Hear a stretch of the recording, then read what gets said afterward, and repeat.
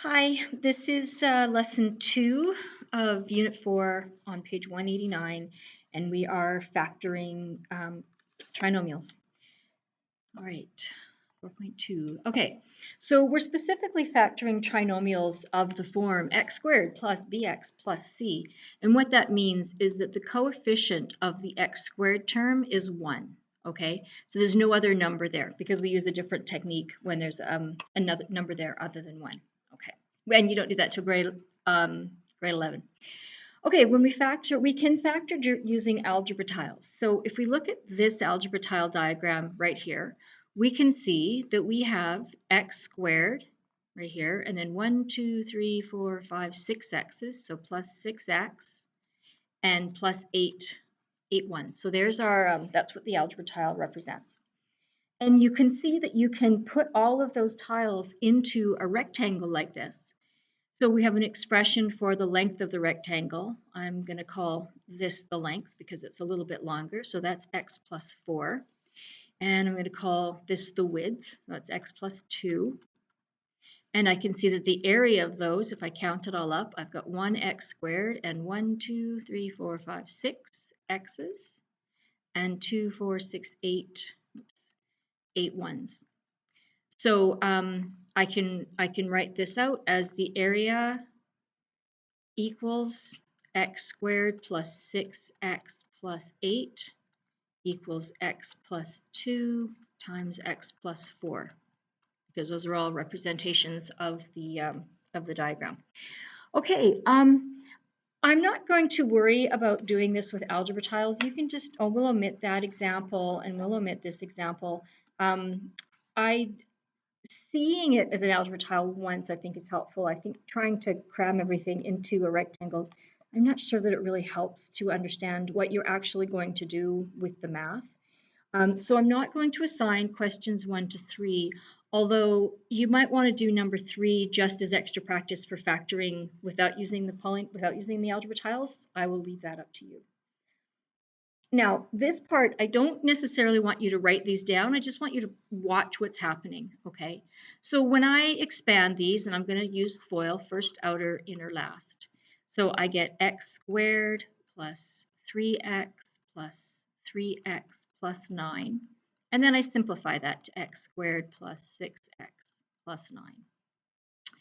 And this one, I get x squared plus 7x plus 1x plus 7 simplifies to x squared plus 8x plus 7, sorry. I'm looking at the wrong place.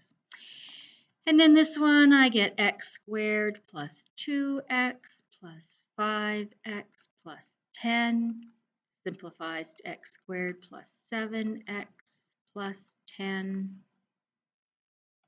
And here I get x squared minus 2x minus 5x plus 10. And that simplifies to x squared minus 7x plus 10. And finally, we have x squared minus 6x plus 8x minus 48 simplifies to x squared plus 2x minus 48. And we're looking for a pattern here, okay? And the pattern is, if we look at this expansion, if I multiply, if I did this, didn't just simplify it, I would get x squared plus, oh, actually we do this down. I'm actually going to skip ahead and do this one. Okay, so if I FOIL this, I get x squared plus qx plus px plus pq. And if I simplify that, if I combine these two terms and factor out the x, I get x squared plus p plus q in brackets times x plus pq. So that's what they've, oh, okay. Maybe I had this wrong in my head, what they were actually doing. All right, let's come back here. What does the value of b, what's the connection between the value of b here and the values of p and q? And what we want you to see is that this coefficient here is this plus this. Okay, it's those two added together, and that's a plus 6. And this is plus 7 or positive 7 plus 1 is positive 8. And plus 2 plus 5 is plus 7. Negative 2 minus 5 is negative 7. Negative 6 plus 8 is positive 2. So the value B is P plus Q. It's the 3 and 3 plus 3, the 1 plus 7, 5 plus 2, minus 5 minus 2, 8 minus 6. Okay, and value C is the product of the two numbers. Okay, so it's the 9, well, this 9 over here is the 3 times the 3. And the 7 is the positive 7 times positive 1. And the 10 is positive 5 times positive 2. So this is P times Q. All right. And we're going to use that to factor our trinomials. Okay. They call it factoring by inspection, which is, I think, essentially it translates to you just look at it and you know the answer, which is insane. So there is actually a strategy that you use, but it's, I mean, there's a pattern that you look for, okay? So if we want to factor x squared plus 8x plus 12, we need to find two numbers that multiply to 12 and add to 8. And what we actually do is we write product equals 12 and sum equals 8. And if we want to factor x squared minus 13x plus 12, we are looking for the product equals 12 and the sum equals negative 13. So they multiply to 12 and they add to negative 13. So we're going to start by just looking for numbers that work. So there's a couple of strategies that you can use to do this. You can just guess. The problem with guessing is, speaking from my own experience, I would get stuck with a couple numbers in my head that I know have the right product, but they don't have the right sum, and I just kind of can't see past them. So I have a way to do this structured and fail-safe, okay? First thing to note is that if we're looking for a sum of 12 and a product of 20, there's literally an infinite number of ways we can add two numbers to get 12. We could have 1 plus 11. We could have 1,012 plus negative 1,000. That's going to get us a sum of 12. So we're not going to start with that. We're going to look at the product because there's only a few ways you can multiply two numbers to get 20. So what I would do for this question is like, look, my product is 20.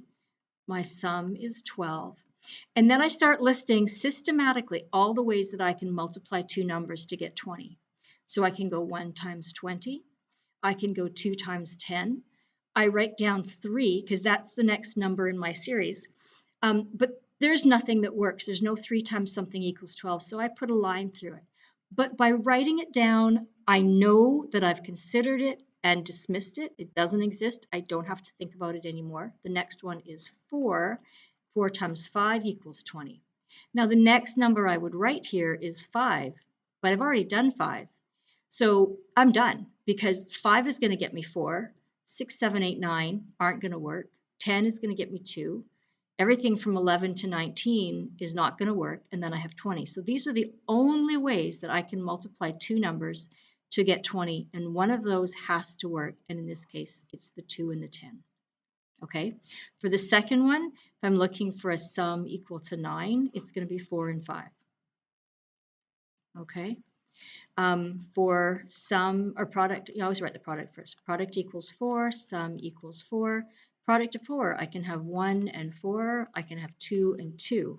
That's it. Got to be one of those. It's going to be the 2 and the negative 2 and 2. That's the only way that I can have two numbers that add to 4 and multiply to 4. The 18 and the negative 9. So let's come over here. So I've got my product equals 18 and my sum equals negative 9. So let's think about this a little bit. For the product to be positive, both of my numbers have to have the same sign. They're either both positive or they're both negative. And since my sum is negative, I know that they therefore have to both be negative, because that's the only way I can get a negative sum if they have to be the same, because they can't be both positive, right? So I've got -1, -18. That does not add up to -9. -2, -9, that doesn't work. -3, -6. That one works. So I've got -3, -6. Okay? Let's just keep going. For my product equals 14. Notice I just stopped when I found it. That's the ideal situation, is you're gonna find it on the first way through. But if I didn't notice it and I went down until I hit, till I was gonna turn back up on my little U here, I know it has to be one of the ones that I've written down. So I've got a few to go through and double check. Okay. So product of 14, sum of -15. They're both negative, so I've got -1, -14. Oh, there we go. That's got the sum of -15 right there. So -1, -14. Product equals -6, sum equals -1. This time, since the product is negative, one is positive and one is negative. And since my sum is negative, that means I have more negatives. My negative factor is going to be bigger. So it's going to be +1, -6, right? Because if I add that together, that's going to get me a negative sum.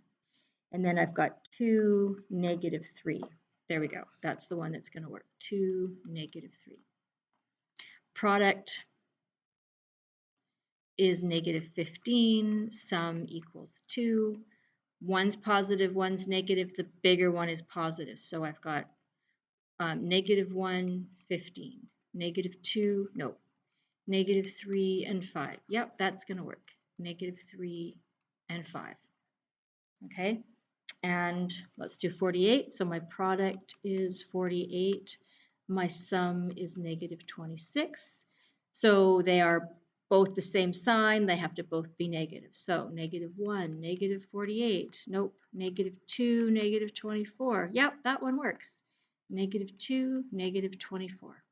Okay, so that's it. I realize I went through that too fast for you to write things down. I'm hoping you're pausing it and writing it as needed. For the rest of this lesson, we're only going to look at examples where the product is positive. Tomorrow's class will be when there's negative. The product is negative. I was also going to say, when you're doing this, I really recommend that you go P equals and S equals. Because if you just write the numbers down, your brain is not getting reinforced with what they're for, what they mean, okay? So write the P, say product equals 18 and sum equals -9, or whatever it is that you're writing. Be really deliberate about what you're doing so you remember it, okay? All right, let's do some factoring. So here, I'm doing A. I've got my product is 12. And my sum is 8. And I keep the sign, like the positive or negative, the plus or minus that comes before it, right? This is +8, this is +12. So I've got 1 and 12. I've got 2 and 6. Yeah, 2 and 6 right there. Okay. So then what I do to factor it is I just plug those numbers in. It becomes x plus or minus something and x plus or minus something else. And then I just plug the 2 and the 6 in. So this is +2 and +6. I guess that's why it's called doing it by inspection. You find the numbers and you just plug them in. Okay, so for this one, I've got my product equals 12, my sum equals 13. Everything's positive. I've got 1 and 12. Yep, if I add that up, I get 13. So I have x plus 1 and x plus 12. Now it doesn't matter. Let me come back over here. If I had x plus 6 and x plus 2, those are both correct. Okay, they're the same. It doesn't matter what order they're in. I'm not aware of one being better than the other, so don't even think about it. Okay, doesn't matter what order they're in. All right, example 3 or C. Our product equals 12 and our sum is -13.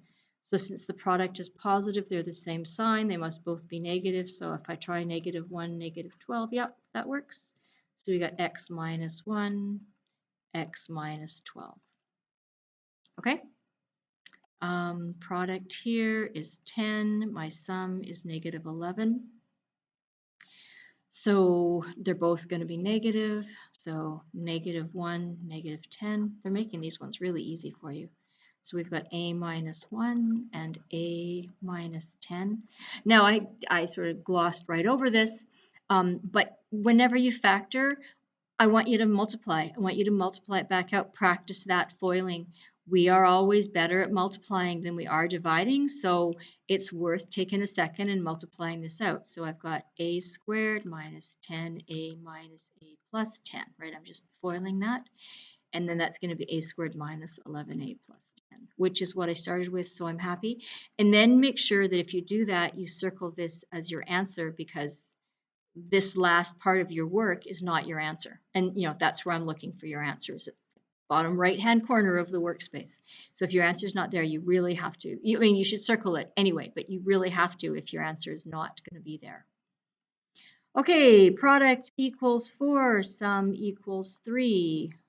Well, 1 and 3, no, 2 and 4, 2 and 2. Those are the only ways that I can factor 4. So this one, and neither of those gives me a sum of 3. So this one is not possible. And then we have this one with a product of 50 and a sum of 27.